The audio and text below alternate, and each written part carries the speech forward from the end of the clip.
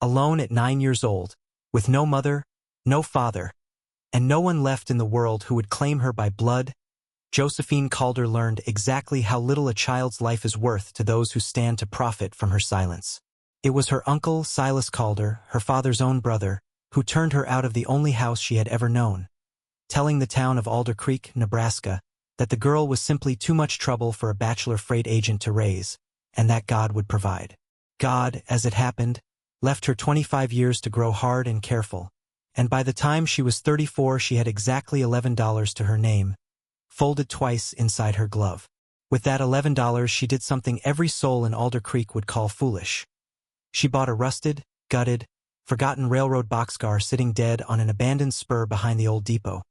paying the rail company's clerk $9 for a heap of wood and iron that the birds had already claimed as their own. She told herself it was only shelter. She told herself it was only a roof cheaper than any other roof in the county. She did not know, could not have known, that sealed behind a false wall in that condemned car lay a secret that would unravel 25 years of lies, restore a fortune to people who had given up hoping for one, and finally, quietly, bring her uncle to the reckoning he had spent a quarter-century running from. Settle in, and let us tell you the story of Josephine Calder. If you are watching this from a town that history seems to have forgotten, or from a place folks drove past without ever stopping, tell us where you're from in the comments below. We'd love to know we've got a friend there. Josephine's father, Ambrose Calder, had been the freight agent for the Platte Valley Spur line back when Alder Creek was still deciding whether it wanted to become a real town or fade back into prairie grass. He was not a wealthy man, not by any accounting that mattered in dollars, but he was a man who was trusted, which in a rail town built on schedules and shipments and other people's goods passing through other people's hands, was worth a great deal more than money. Farmers left their seed grain in his care over the winter. The Lindqvist family left their daughter's dowry chest with him the summer their barn burned, rather than risk it to the bank 3 towns over, whose vault had been robbed twice already that decade. Ambrose Calder kept a ledger of every promise made to him, in a neat, patient hand, and he settled every account to the penny, and it was said around Alder Creek that if you gave Ambrose your trust, he would guard it the way another man guarded gold. Josephine's mother, Ruth, had died of a fever when Josephine was 6, and after that it was her father who braided her hair before school, who taught her sums using freight manifests spread across the kitchen table, who explained, patiently and without condescension, how a column of numbers could tell you a story just as surely as a book could, if you knew how to read it. It was Ambrose who first showed her the railroad car that would, decades later, become the whole hinge of her life. Not this same car, but its sister, for in those years there were 3 identical boxcars on the Alder Creek spur, each one built with a hidden compartment behind the forward wall, a compartment the railroad itself did not officially acknowledge, used quietly by agents like her father to secure valuables too large or too awkward for a strongbox. Few men knew the trick of the false panel. Fewer still were trusted enough to be shown it. Ambrose showed his daughter, not because she was old enough to need the information, but because he wanted her to understand, in the way a father wants a child to carry forward some essential piece of himself, that value is not always visible, that the most important things in this world are often the ones somebody troubled themselves to hide well. Josephine held onto that lesson the way other children held onto blankets. She was a watchful child, quick with figures, quicker with her hands, and by the age of 8 she could already keep a household ledger as neatly as her father kept the railroad's books. She loved the sound of the trains at dusk, the long complaining whistle that rolled out over the wheat like something alive, and she loved best of all the hour after supper when her father would sit with her on the porch step and tell her that someday, when she was grown, Alder Creek would be a fine town, and she would have a hand in making it so, because her father intended to leave her not just his little house but his good name, which he considered the greater inheritance by far. He did not live to keep that promise. In the winter of 1878, a diphtheria outbreak swept through 3 counties along the Platte,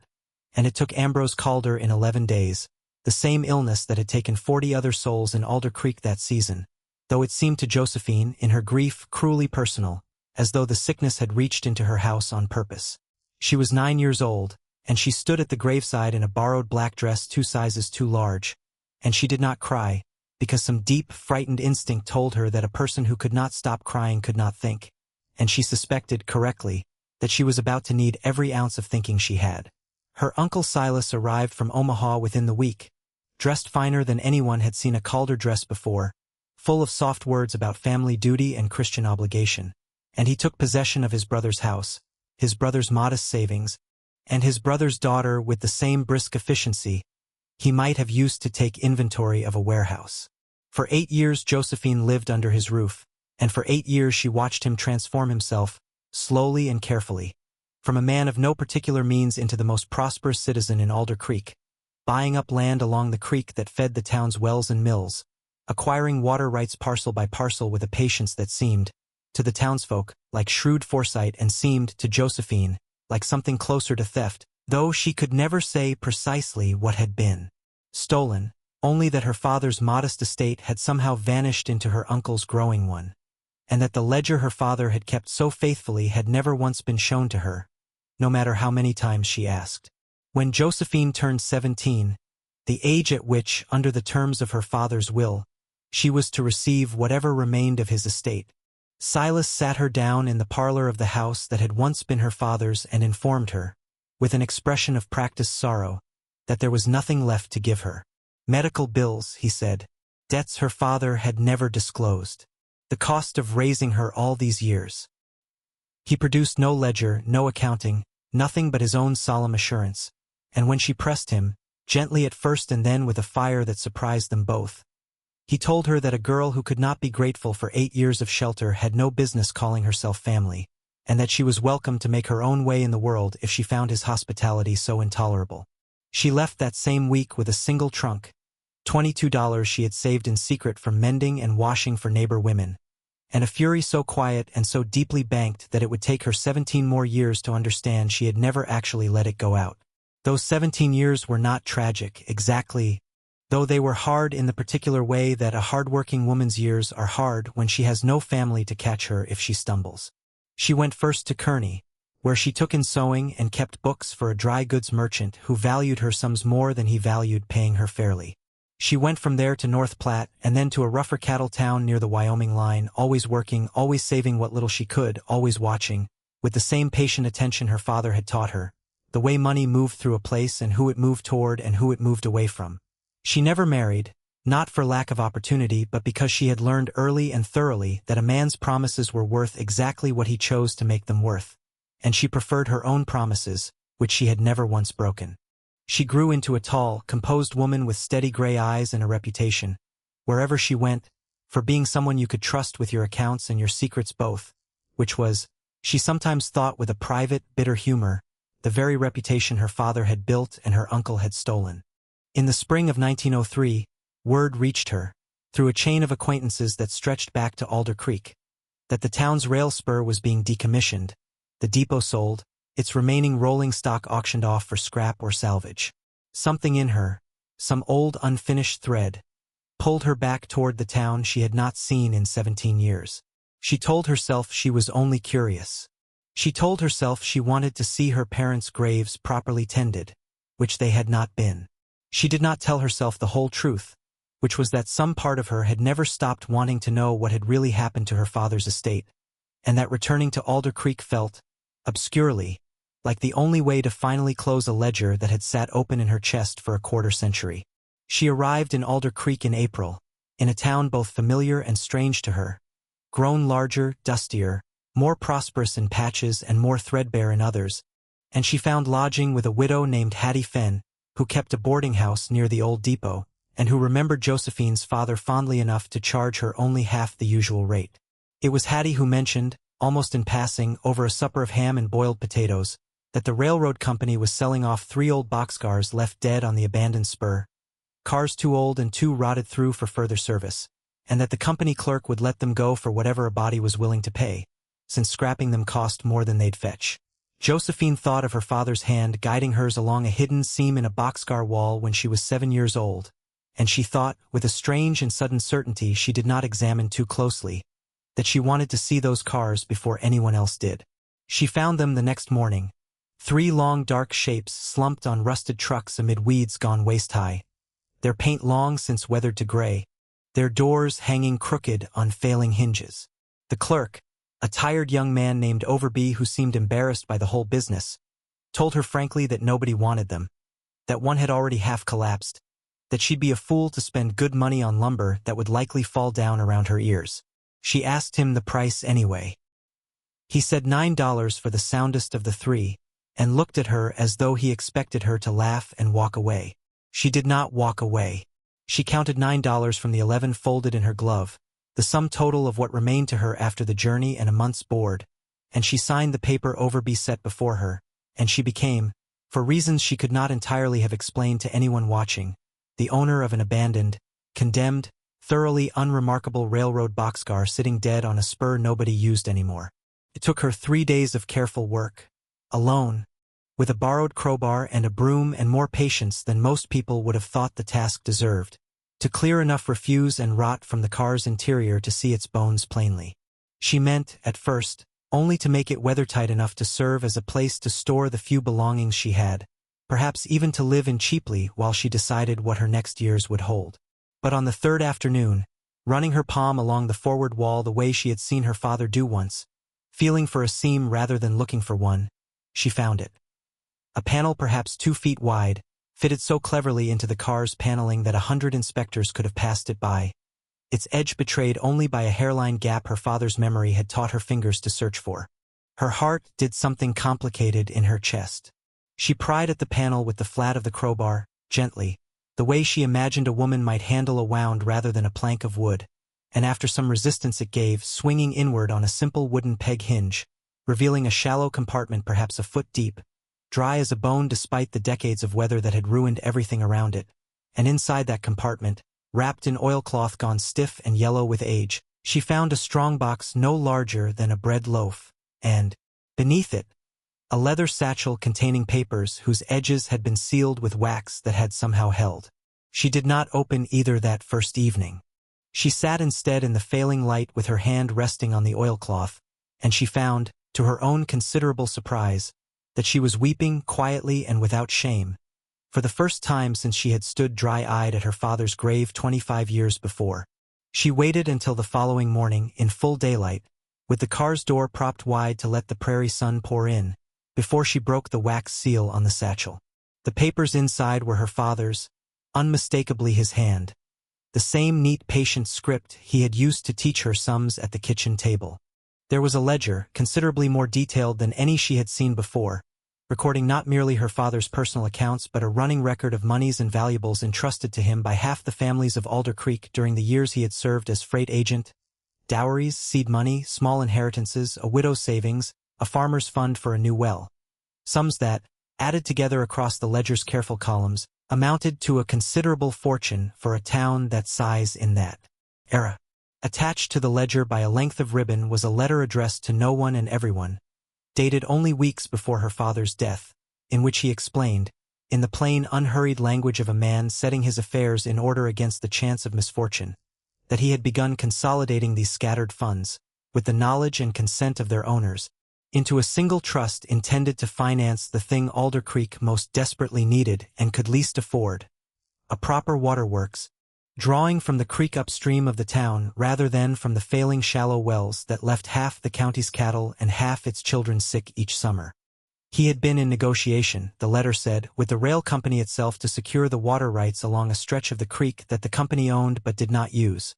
rights he intended to purchase on the town's behalf using the pooled trust, and he had hidden the ledger and the funds themselves, for the strongbox, when Josephine finally forced its stubborn lock, proved to contain not cash but a set of promissory notes and a bank draft, carefully preserved, in the one place he trusted. Absolutely, a place known to no living soul but himself and, as it happened, his young daughter, because he feared, with a caution that events would prove entirely justified, that his own brother Silas had begun making inquiries about the very water rights he meant to secure for the town, and Ambrose did not trust what his brother might do if he learned how much money and how much opportunity sat unprotected in one man's keeping. Josephine sat for a long while with the ledger open across her knees,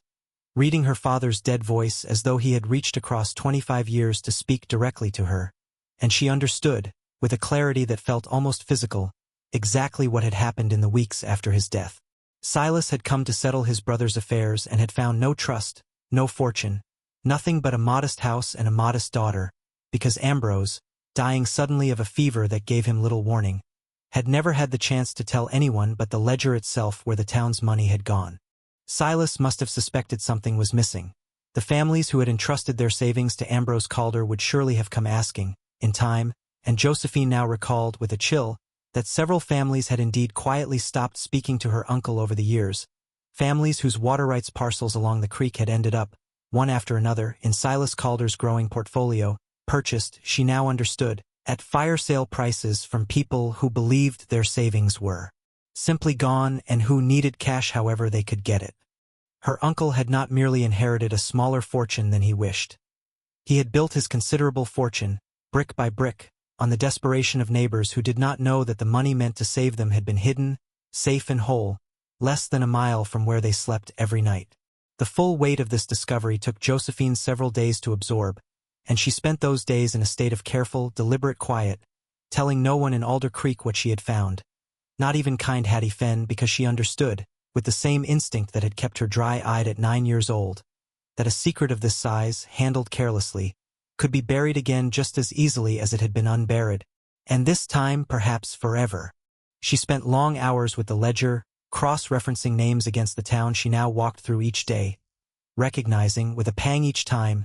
families she remembered from childhood grown thinner, grown older, grown accustomed to a poverty that need never have touched them at all. She found the Lindqvist name in the ledger, the dowry chest her father had once guarded, and she found that the Lindqvist daughter, now a woman of perhaps 40 with 3 children of her own, had never received a cent of it, and lived now in a house with a roof that leaked and a husband who had gone west 2 years back looking for work and had not yet sent for them. She understood, too, reading further, that the water rights her father had meant to purchase remained, remarkably, still available. The rail company, disinterested in a use for creek water it had acquired almost accidentally decades before through an old survey grant, had simply held the parcel and used ever since, precisely the kind of overlooked asset that a company forgets it owns until someone reminds it.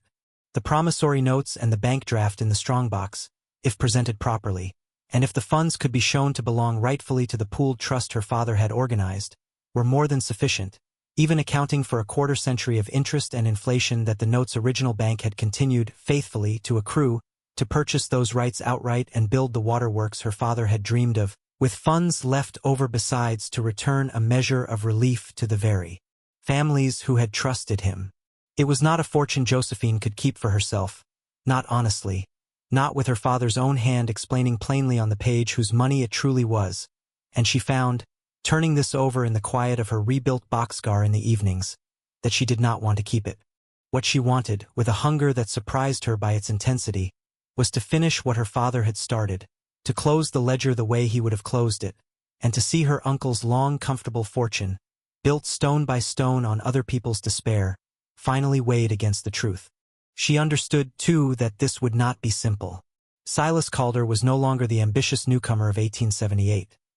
He had become, over 25 careful years, the president of the Alder Creek Bank, a deacon of the church, and, as of the previous autumn, the town's elected mayor, a man whose signature appeared on half the documents that governed the county and whose good opinion half the town depended on for credit, for favors, for the small mercies that kept a hard prairie life bearable. He had spent a quarter-century making himself indispensable and unimpeachable, and Josephine, arriving back in Alder Creek with nothing but a strongbox and a ledger and a reputation as the odd woman who'd bought a rotting railroad car, understood perfectly well how such a contest would look to anyone watching from the outside. She moved carefully. She wrote first to the rail company's regional office in Omaha, not as Josephine Calder but simply as an interested party, inquiring about the unused water rights parcel along Alder Creek and the terms under which it might be purchased, and received back a reply confirming the parcel's availability at a price the bank draft in her strongbox, once properly presented, could very nearly cover outright. She wrote next, with considerably more care, to the county recorder in the seat town 20 miles distant, requesting copies of the land transactions by which Silas Calder had acquired his various water-adjacent parcels over the years, and spent an anxious week waiting for the reply, which came at last as a thick, dusty packet of deeds and dates that, laid alongside her father's ledger, told an unmistakable story. Every one of Silas Calder's key acquisitions had followed within months of a family's sudden, otherwise unexplained financial distress, the very families whose savings appeared, entrusted and unspent, in her father's careful hand. It was Hattie Fenn who first noticed that Josephine had begun quietly visiting certain households in the evenings. The Lindqvists, the Pruitts, old Mrs. Anders whose husband had died believing his burial fund had been lost along with everything else. And it was Hattie, sharp-eyed and discreet, who guessed something of what her boarder was carrying, though she asked no questions until Josephine, one evening in early May, finally told her the whole of it, laying the ledger open on Hattie's own kitchen table the way her father had once laid manifests open on another table a lifetime before. Word travels in a small town the way water finds its way downhill, quietly at first and then all at once, and it was perhaps 2 weeks after that evening that Silas Calder appeared, unannounced and considerably less composed than Josephine had ever seen him, at the door of her boxcar on the abandoned spur. He had heard, he said, that his niece had been asking questions around town,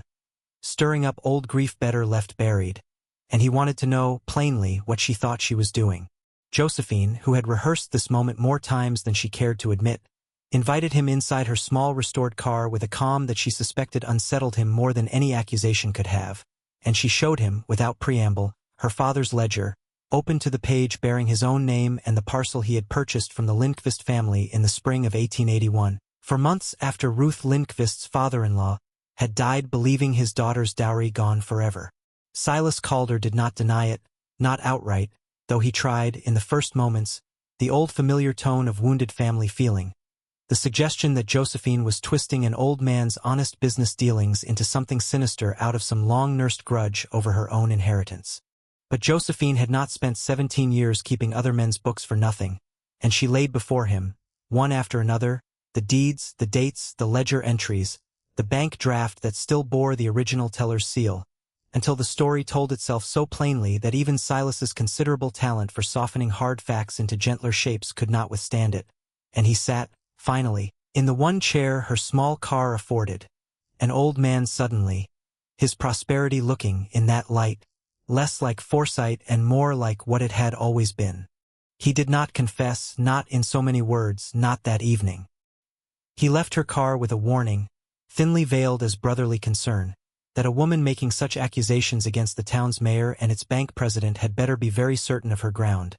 for the town would not thank her for tearing down a man who had, whatever his faults, built roads and schools and a bank that half the county depended upon. It was not an idle threat. Josephine understood that Silas Calder had spent 25 years becoming load-bearing in Alder Creek's structure, the way a rotten beam can still hold up a roof so long as nothing forces the whole house to reckon with its condition at once, and she understood that many good people in town, people who owed him mortgages or favors or simple long habit of respect, would side with him out of fear or comfort rather than truth, at least at first. She did not confront him again directly. Instead, she went to the families themselves, the Lindqvists and the Pruitts and Mrs. Anders and half a dozen others, and she showed each of them, quietly and without accusation, the entries bearing their own names, their own lost savings, sitting whole and waiting in her father's 25-year-old hand, and she watched grief and fury and something like hope move across each face in turn. She did not ask them to accuse Silas publicly, not yet. She asked them only to come, on a particular evening in June, to the old depot, where the rail company's regional agent, summoned by her earlier careful correspondence and now considerably intrigued by the prospect of finally disposing of an unused water parcel to a well-organized buyer, had agreed to formalize the sale of the creek rights before any witnesses the town cared to bring. It was a warm evening, the sky doing that long golden thing prairie skies do in June, when perhaps 40 townsfolk gathered at the depot platform to watch what most of them believed would be a simple property transaction, and what Josephine Calder knew would be considerably more. She stood before them with her father's ledger in her hands, and she told them, plainly and without embellishment, the story of a freight agent who had trusted his neighbors and been trusted in return, of funds pooled in good faith for a waterworks that would have spared a generation of Alder Creek's children the sickness of bad wells, of a hidden compartment in a boxcar that had kept that trust intact and untouched for 25 years while the town went thirsty and one man grew rich on the belief that the money was gone. She read the names from the ledger, one by one, and watched each family's face lift among the crowd, and she watched, too, Silas Calder's face, standing near the back with the stiff dignity of a man who understood, at last, that the roof was coming down around the rotten beam whether he willed it or not. There was no violence in it, no shouted accusation, no dramatic unmasking such as a lesser story might have required, because Josephine had learned, across 17 hard years, that the truth, laid out plainly enough, rarely needs to shout. The rail company's agent, a practical man with no stake in Alder Creek's old griefs, simply asked whether the town wished to proceed with the purchase of the water rights using the trust funds as documented, and the town, through the mouths of the very families whose money it was, said that it did. The deeds Silas Calder had acquired over 25 years were not strictly illegal. He had bought willing sellers at whatever price the market and their desperation allowed, and no court in the territory would have unwound those transactions after so many years, but the ledger, read aloud on a public platform before 40 witnesses, unwound something considerably harder to rebuild than a deed, which was the town's good opinion of him, and Josephine understood, watching him stand alone at the edge of the gathered crowd as neighbor after neighbor turned from him toward her instead, that this was the only justice a story like this one was ever likely to render, and that it was, in its quiet way, enough. Silas Calder did not go to prison, and he did not lose his bank, not immediately, though within 2 years, as families began quietly withdrawing what accounts they could and the true story spread from kitchen table to kitchen table across the county. His influence withered the way influence always withers once its foundation of assumed trust has cracked, and he resigned as mayor before the next election could formally remove him, and he lived out his remaining years in Alder Creek as a diminished man, greeted with cool politeness where once he had commanded deference, which Josephine, watching from a careful distance, found she did not particularly enjoy witnessing, for there is little pleasure in a reckoning once it finally arrives, only a kind of settled quiet where the anger used to be. The waterworks were built the following spring, financed by the recovered trust and the sale of the creek parcel back into the town's common ownership, and the well sickness that had haunted Alder Creek's children for a generation began, within 2 years, to become a memory rather than a yearly dread. The Lindqvist daughter received, at last, the dowry her grandfather had believed lost 40 years before, grown considerable with 2 decades of careful interest, and used it to bring her husband home from the western mining camps where he had gone looking for the very security that had been sitting, safe and whole, less than a mile from his own front door the entire time. And Josephine Calder, who had come to Alder Creek with $11 and a curiosity she barely let herself name, found herself, in the town's grateful accounting, the rightful heir not merely to her father's modest estate but to something considerably harder to inherit and considerably more valuable. His good name, restored in full, carried forward exactly as he had intended it to be, in the hands of a daughter who had learned, at his knee and in his ledger both, that the truest wealth in this world is very often the kind that hides itself well, waiting patiently in the dark for someone who knows enough and cares enough to go looking. We began this story by telling you of a 9-year-old girl cast out with nothing,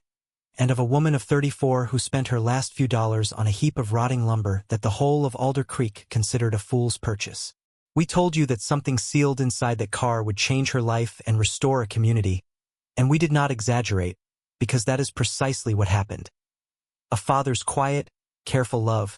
hidden behind a plain wooden wall for 25 patient years,